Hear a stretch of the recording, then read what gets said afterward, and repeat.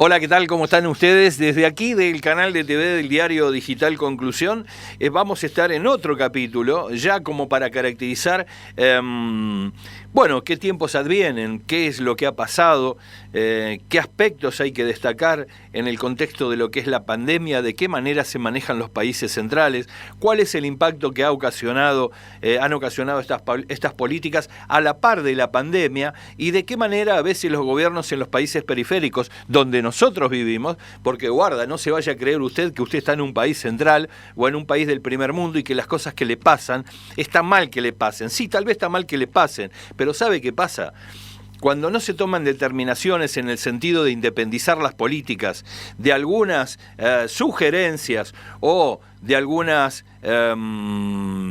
predisposiciones que tienen cierta dirigencia local, es muy difícil que usted se encuentre con ese país soñado que muchas veces ve en el televisor y que se corresponde a otras latitudes. Lo cierto es que estamos llegando hasta aquí con muchas dificultades en materia política, producto de la reacción de ciertos sectores de la República Argentina que desde su condición de privilegio, estoy hablando de bancos, financieras, grandes empresas, sectores de la oposición política, están de alguna manera tratando de alborotar las aguas y dejar de alguna manera o imposibilitar la salida que se deba instrumentar en el marco de una tranquilidad que necesitamos todos porque estamos en una pandemia. Sin embargo, vale la pena preguntarnos, ¿qué avisora Atilio Borón cuando ve cómo se han sucedido algunos acontecimientos y estamos narrando estos hechos que en lo político preocupan, en lo económico también preocupan, y respecto de cuál va a ser nuestro destino como país, diríase que el interrogante queda abierto. Así que bueno, le damos la bienvenida a Atilio Borón. ¿Cómo está usted? Bueno, el mundo antes de la pandemia estaba en una situación muy complicada. A ver, la economía mundial crecía muy lentamente, muy lentamente. Se había ido produciendo un creciente desacople entre las finanzas, el mundo de la especulación financiera, las cotizaciones bursátiles y la economía real. Se estaba dando un fenómeno cada vez creciente, con más intensidad, en donde, a pesar de que la economía o las economías de los principales países venía cayéndose, los registros de la bolsa de valores eran cada vez más elevados. Claro. O sea que se confirmaba una no correspondencia entre la prosperidad, entre comillas, medida por las cotizaciones en la bolsa, que es lo que el pensamiento convencional utiliza a menudo, ¿verdad?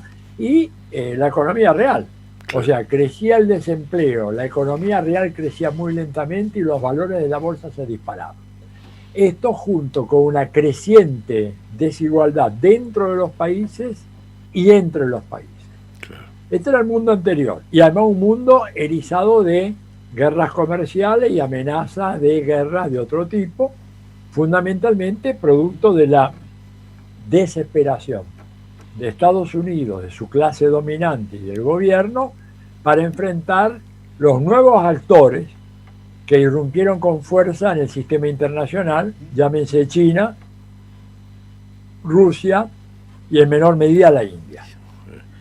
Ese era el mundo antes de la pandemia. Sí. La pandemia lo que hizo simplemente fue acelerar este proceso y profundizarlo. O sea, hundió más a las economías y las hizo caer a una velocidad muy superior a la que antes venía registrando. Antes tenía un crecimiento muy lento y ahora tiene una caída muy fuerte. Se calcula que para este año la mayoría de las economías del capitalismo avanzado van a haber caído en cifras cercanas al 10, 12, hasta el 15%. Bien. No solamente la Argentina, que a veces cuando uno mira la prensa parece que es solo acá, sino estamos hablando de los países europeos, estamos hablando inclusive de Alemania, estamos hablando de Estados Unidos, de Inglaterra, por supuesto puesto Italia, España, Francia, Portugal en la misma línea. Y estamos viendo además una transformación radical en el mundo del trabajo, en donde la precarización, la uberización, ¿no es cierto?, como le llaman los expertos, la uberización del trabajo avanza a pasos acelerados. Quiere decir que los trabajadores se redefinen ahora, no en todas las industrias ni en todas las empresas, porque depende de la actividad, ¿verdad? Pero en aquellas de carácter más de índole administrativa, el fenómeno del teletrabajo, el trabajo hogareño, adquiere cada vez más importancia, con grandes ahorros para las empresas. Imaginémonos, digamos, en los países avanzados, estuve mirando algunos datos, en Nueva York, empresas grandes, por ejemplo, aseguradoras, que son de las más grandes del mundo, Berkshire Hathaway, por ejemplo, la empresa de Warren Buffett. Bueno, tiene un edificio entero en Nueva York. Y ahora con el tema del teletrabajo, le va a alcanzar con 2 pisos, con lo cual se ahorran una suma fenomenal, no solamente de alquiler o de desgaste o de amortización, pero una suma de servicios generales, de limpieza, de seguridad. Entonces, ¿y esto qué significa? Significa trasladar parte del costo del trabajo a los propios trabajadores, pero que ya dejan de ser trabajadores. Y en donde está en discusión si se mantendrá o no la relación salarial, que por ahí lo que vamos a tener es que más que una relación salarial, estos trabajadores van a ser considerados cuentapropistas, emprendedores, contratistas, tercerizados, con lo cual se acaba la legislación laboral, el derecho a la vacación, los derechos sociales, el seguro de salud, el seguro de enfermedad, la protección médica, la seguridad social. O sea, este es el mundo que quieren crear ahora en el marco de esa pandemia, pero además con un aditamento especial.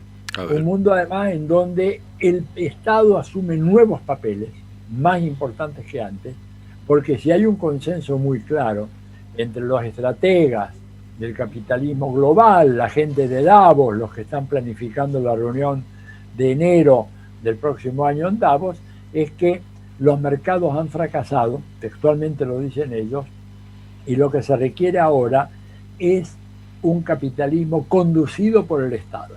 La expresión que ellos utilizan, para que vean que no es una invención mía, es state-led capitalism, o sea, capitalismo conducido, dirigido por el Estado. ¿Por qué? Bueno, porque resulta que los mercados fracasaron enormemente en varios frentes, fracasaron en el frente sanitario, la salud pública, fracasaron en materia de redistribución de la riqueza, fracasaron en poner coto al deterioro climático. Entonces ellos están propiciando ese modelo capitalista para adelante, y esto, claro, tiene grandes implicaciones, porque si eso lo hacen allá, en el mundo desarrollado, no hay que ser demasiado perspicaz para darnos cuenta que los de acá van a tratar de hacer lo mismo o peor todavía. Claro. Entonces estamos en ese momento. O sea, este es un momento de bifurcación histórica, donde el capitalismo trata de refundarse sobre una base estatista, por eso yo le llamo capitalismo estadocéntrico, o tenemos la posibilidad de avanzar en una dirección diferente, que yo le he dado a llamar protosocialista, porque no es socialismo, pero que significa, por ejemplo, la recuperación del control sobre las riquezas fundamentales de un país, que no pueden estar en manos privadas.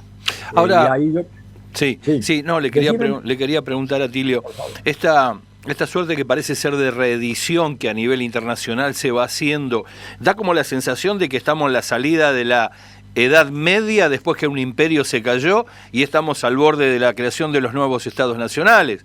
Ahora, el problema es que quienes hacen esos nuevos estados internacionales son una clase que ya conocimos, que dio lugar a esto que nosotros de alguna forma rechazamos porque sabemos cómo subsumen a los pueblos.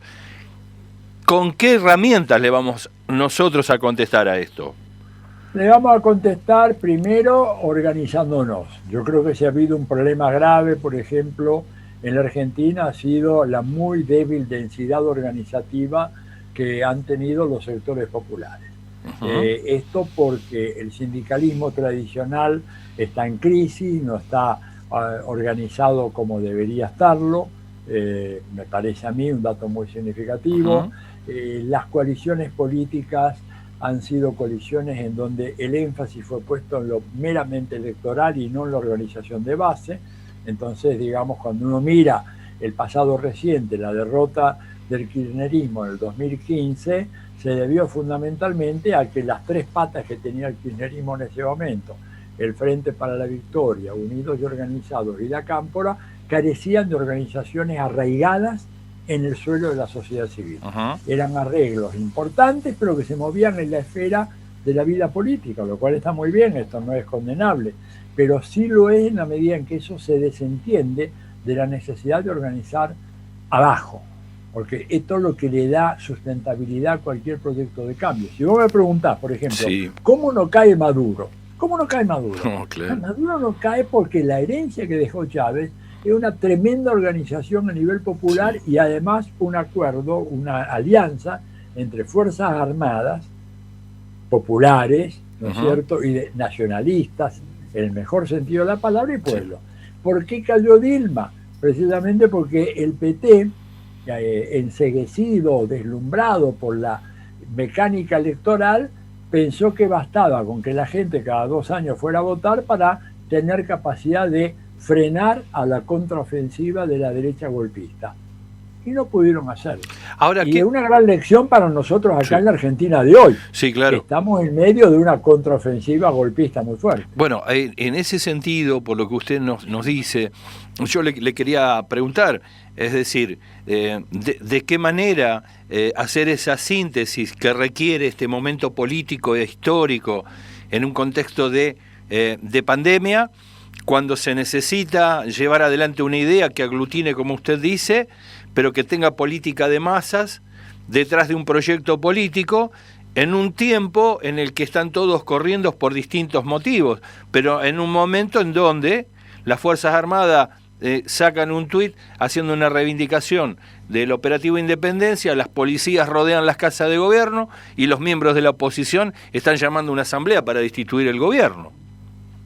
Bueno, pues yo creo que el gobierno hasta ahora ha pecado de una cierta pasividad ante esas amenazas. Personalmente yo creo que el gobierno debería reaccionar de una manera mucho más enérgica dentro de lo que está contemplado por la Constitución y las leyes de la República. Yo no estoy proponiendo absolutamente nada por fuera de ese marco, pero dentro de ese marco hay una serie de mecanismos que el gobierno debería apelar y que debería utilizar para contrarrestar esa clara ofensiva destituyente.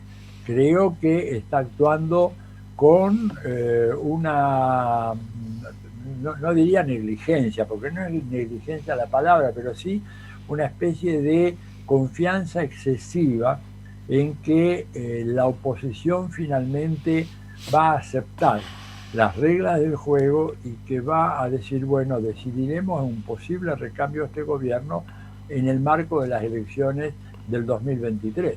Y ahí yo creo que se equivoca. Creo que está subestimando la vocación claramente golpista que hay en sectores de la sociedad civil, básicamente el sector que está muy manejado por los medios de comunicación, que los convocan a banderazos, con consignas tremendas, consignas muy violentas, imágenes de una horca para Alberto Fernández, lo mismo liquidación de Cristina, y todo esto es una ofensiva que está armada muy bien por parte de un periodismo que de periodismo no tiene nada, son simplemente mercenarios de la información.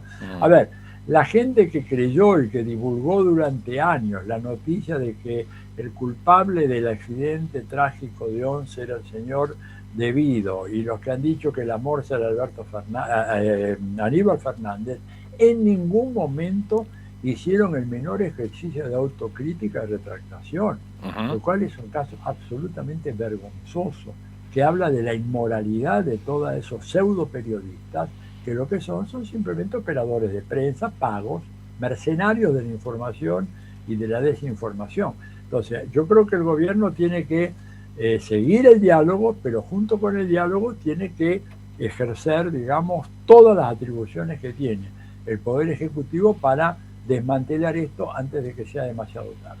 Bien, ahora, respecto de esto, ¿no cree que hay cierto grado de quedantismo también de parte de determinados sectores que como dirigencia social, económica, de la producción, del empleo, política, están de alguna manera un tanto aplacados respecto de tomar no estoy diciendo que hagan una gran movilización porque se está hablando sobre el cuidado que se tiene que tener respecto de lo que es este tema de la pandemia, pero que se los ve demasiado quietos en esta condena hacia esos sectores que están desestabilizando el sistema democrático? Absolutamente. Han callado, quien calla otorga. Yo creo que ellos ven al gobierno muy debilitado, y al verlo muy debilitado dicen, bueno, mejor no digamos nada porque tal vez en poco tiempo hay un nuevo gobierno. O sea, actúan de una manera absolutamente oportunística, convenienciera, y me parece que eso explica las razones por las cuales no están saliendo al frente como deberían salir. Por supuesto, hay un sector que está totalmente compenetrado con él. A ver, la Asociación Empresaria Argentina, la AEA, obviamente lo que quiere es acabar con este gobierno ya, hoy a la tarde, si fuera posible. Los grandes medios, comenzando por Nación y Clarín y toda la inmensa red tentacular que tienen en todo el país, también están dispuestos a liquidar lo antes posible la experiencia de gobierno de Alberto Fernández. La partidocracia tradicional, nucleada en Juntos por el Cambio, creo que lo mismo. Entonces me parece a mí de que hay ahí una coalición desestabilizante en marcha y que creo que el gobierno debería rápidamente hacer lo necesario para neutralizarla. Hasta ahora no lo está haciendo. Estamos perdiendo la batalla comunicacional, que es una batalla decisiva. El gobierno ha actuado con demasiada blandura en relación a estos ataques feroces que está recibiendo de parte de la prensa. Yo creo que la libertad de expresión es sagrada, no debe ser cuestionada, pero también cuando esa libertad de expresión se utiliza para deteriorar no solamente la figura del presidente, sino que la investidura presidencial, debería haber algún tipo de respuesta. No digo sanciones, pero sí una respuesta muy contundente de parte del gobierno, que no la hay. Y eso me parece a mí que está abriendo la cancha para que estos sectores avancen con más fuerza. Ahora, respecto de la postura del gobierno, quería consultarlo sobre esto. Articular hacia adelante supone la idea de, bueno, hay sectores que cuestionan en la economía, digamos que hay cierta lentitud en dar respuestas económicas. Están aquellos que dicen, bueno, si es esta respuesta la que hay que buscar, que sea la que mate la menor cantidad de gente, porque es en alguna medida es lo que están proponiendo. Ahora, aquellos que ustedes dicen que podrían llegar a especular con un futuro régimen político, porque si acá hay una destitución, como lo pide Bullrich en 2021, estamos alterando los tiempos constitucionales, o sea, están subvirtiendo la ley de la República, que es la Constitución Nacional. La pregunta sería esta: ¿estos sectores están así de alborotados por el hecho de que temen perder los privilegios que tienen con Macri? ¿Estos sectores lo hacen solamente mirando hacia adentro o porque también son socios de los de afuera? ¿Cuál es el nudo hacia donde se está tratando de llevar la República Argentina? ¿Qué hay que sacarle, Atilio? Bueno, estos grupos defienden sus intereses, pero por supuesto están articulados con los intereses del capital dominante a nivel mundial. Sí. Es el capitalismo norteamericano, no hay ninguna duda. A ver, por algo dentro de esta secuencia de episodios que señalan la existencia de una ofensiva destituyente, uno de los datos es la conferencia que dio el embajador de Estados Unidos, el señor Edward Prado, en el Colegio de Abogados o la Asociación de Abogados de Buenos Aires, en donde dijo que cualquier ataque a un juez de la República es un ataque al Poder Judicial, lo cual es un absurdo, porque el ataque a un juez, lo que hay que preguntarse es si hay un fundamento real jurídico para atacar a un juez o no. Los jueces no son figuras absolutamente inaccesibles y inexpugnables, todo lo contrario, si actúan mal deben ser cuestionados. Bueno, Pero esto quiere decir que hay claramente una articulación de intereses entre Washington y estos sectores. No podemos ser ingenuos. Además, hay que pensar lo siguiente. El capitalismo es un sistema mundial y reacciona con todas sus fuerzas, nacionales e internacionales, ante el ataque que puede sufrir o que piensa la gente que puede sufrir bajo algún escenario nacional, llámese por ejemplo la Argentina, Venezuela, Ecuador, Bolivia, lo que sea. Es una constante. Cuando uno mira la historia de los golpes militares en América Latina, sí, y en los años recientes los golpes blandos, en todos ellos hay una clara implicación de Estados Unidos. Por supuesto, siempre mediatizado el papel de Estados Unidos con socios locales. A ver, ¿sabe usted quién fue la embajadora en Paraguay en la época del golpe contra Lugo? Que era la señora Liliana Ayalde, ¿no es cierto? De origen colombiano, pero nacido en los Estados Unidos, etc. Liliana se va pocas semanas antes del golpe, se queda un año en Estados Unidos y para el 2014 vuelve como embajadora a Brasil. Y es la que teje las alianzas fundamentales del impeachment en contra de Dilma. Claro. O sea, nosotros no podemos ser tan ingenuos de pensar de que Estados Unidos se desentiende de lo que pasa en América Latina. Todo lo contrario. Estados Unidos sigue muy de cerca todo lo que pasa y por lo tanto la acción de estos sujetos que usted mencionó recién está articulada obviamente por los intereses globales de Estados Unidos, para quien le conviene tener una Argentina sometida totalmente a su mandato como era la Argentina de Macri y no una Argentina como la actual en donde hay un gobierno que trata de, ¿verdad?, con grados variables de éxito, de mantener un cierto nivel de autodeterminación nacional. Ellos lo que quieren son súbditos, quieren vasallos, no toleran países independientes o con pretensiones de autonomía. Todo, digamos, amparado en la Escuela de las Américas, el Departamento de Justicia de los Estados Unidos y después los acuerdos que los gobernadores por allí sellan con determinadas agencias norteamericanas para que las policías argentinas vayan a educarse. Exactamente, y que después puedan hacer un ataque a la casa del gobernador de la provincia de Buenos Aires o a la residencia presidencial de Olivos. Todo esto es parte de un mismo episodio, porque además es la misma conducta que la policía tuvo en el golpe de Estado en contra de Evo Morales en La Paz. O sea, hay que ser muy ingenuo para no darse cuenta que hay un hilo conductor. Sí, o Rafael Correa. Ahora, ¿usted qué cree? Que estos gobernadores, porque uno se pregunta si son idiotas útiles o realmente se trata de cómplices que juegan intereses específicos en sus provincias. Mire, a ver, yo voy a responder de una manera un tanto así elíptica. A ver. Idiotas no son. Digo. Claro. Ya. Idiotas no son. Está claro, ¿verdad? De bueno a buenuda hay una distancia, claro, digamos. Claro. Bueno, y ahora ya le hago la última y lo dejo, Dilio, libre, porque ya le robé varios minutos. ¿De qué tenemos que estar advertidos ahora, lo inminente, lo inmediato? Yo creo que tenemos que estar preparados para si fuera necesario, si viéramos la inminencia de un golpe blando o semiblando, lo que sea, desgraciadamente tendríamos que estar preparados para salir a la calle a defender el orden constitucional.